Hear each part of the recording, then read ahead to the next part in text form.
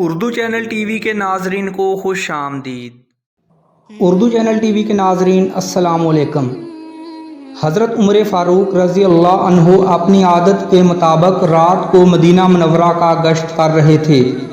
لوگ سو رہے تھے اور خلیفہ وقت ان کی مشکلات جاننے کے لیے اور ان کی مدد کرنے کے لیے جاگتے پھر رہے تھے۔ وہ ایک میدان سے گزرے۔ میدان کے کنارے ایک خیمہ لگا ہوا تھا۔ انہوں نے خیمہ کے اندر رونے کی آواز سنی اور اس طرف تشریف لے گئے۔ خیمے کے دروازے پر ایک شخص بیٹھا ہوا تھا۔ حضرت عمر فاروق رضی اللہ تعالیٰ عنہ نے اس کو سلام کیا اور پوچھا کہ وہ کون ہے۔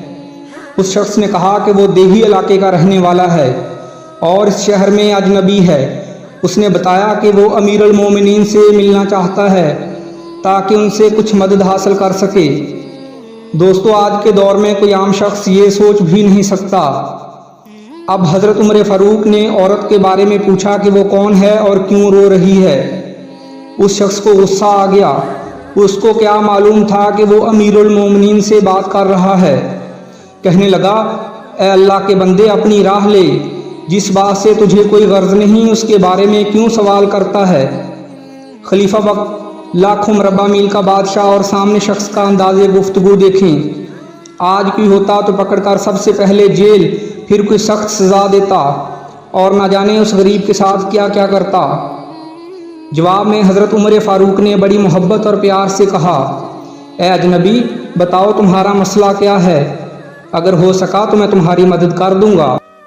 اس آدمی نے کہا، میاں کیا بتاؤں، دراصل میری بیوی کے ہاں ولادت متوقع ہے اور اس کے پاس کوئی عورت نہیں ہے جو اس کی اس حالت میں مدد کرے۔ حضرت عمر فاروق رضی اللہ عنہ فوراً اپنے گھر کو دوڑے، اپنی بیوی ام کلثوم رضی اللہ تعالیٰ عنہا کو جگایا اور فرمانے لگے، بی بی، اللہ تعالیٰ نے تمہیں اجر و ثواب کمانے کا موقع پہنچایا ہے۔ بیوی نے پوچھا، عمر، وہ کون سی خیر و برکت اور اجر و ثواب والی بات ہے؟ سیدنا عمر فاروق رضی اللہ تعالیٰ عنہ نے بیوی کو سارا قصہ سنا دیا۔ ام کلثوم رضی اللہ عنہا فوراً اٹھ کھڑی ہوئیں۔ اس موقع پر جن چیزوں کی ضرورت ہوتی ہے ان کو ہمراہ لیا اور اپنے خاوند کے ساتھ چل پڑیں۔ ادھر خلیفہ وقت حضرت عمر فاروق رضی اللہ تعالیٰ عنہ نے بھی فوراً ہانڈی اٹھائی، گھی لیا، کچھ آٹا دانہ ساتھ لیا اور دونوں میاں بیوی اس خیمے کی طرف چل پڑے۔ دوستو، تاریخ اٹھا کے دیکھ لیں، اس طرح کی مثالیں آپ کو کہیں نہیں ملیں گی۔ ام کلثوم رضی اللہ عنہا خیمے کے اندر چلی گئیں اور دایا کے فرائض سر انجام دینے لگیں۔ دوستو، خیمے کے باہر امیر المومنین اس دیہاتی شخص کے ساتھ مل کر کھانا پکا رہے تھے۔ آگ جلانے کے لیے وہ بار بار پھونکے مارتے تھے۔ ادھر اس عورت کے ہاں ولادت ہو گئی۔ حضرت ام کلثوم نے خیمے سے آواز دی، اے امیر المومنین، اپنے دوست کو خوشخبری دیں، اللہ تعالیٰ نے بیٹے سے نوازا ہے۔ اس دیہاتی نے جب یہ الفاظ سنے تو حیران رہ گیا، یہ امیر المومنین ہیں جو اس کے ساتھ کھانا پکا رہے ہیں اور آگ جلانے کے لیے آگ پہ پھونکے مار رہے ہیں۔ اور ادھر اس دیہاتی کی بیوی حیران اور پریشان ہے، ہکا بکا ہے کہ یہ جو عورت دایا کے فرائض سر انجام دے رہی ہے، یہ امیر المومنین کی اہلیہ اور حضرت علی رضی اللہ تعالیٰ عنہ کی بیٹی اور اللہ کے رسول صلی اللہ علیہ وآلہ وسلم کی نواسی ہیں۔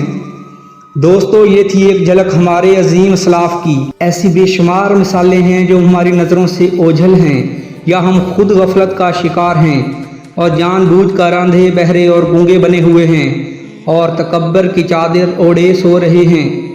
اللہ تعالی ہمیں اور ہمارے حکمرانوں کو رسول اللہ صلی اللہ علیہ وآلہ وسلم اور صحابہ کرام کے نقش قدم پر چلنے کی توفیق عطا فرمائے، آمین۔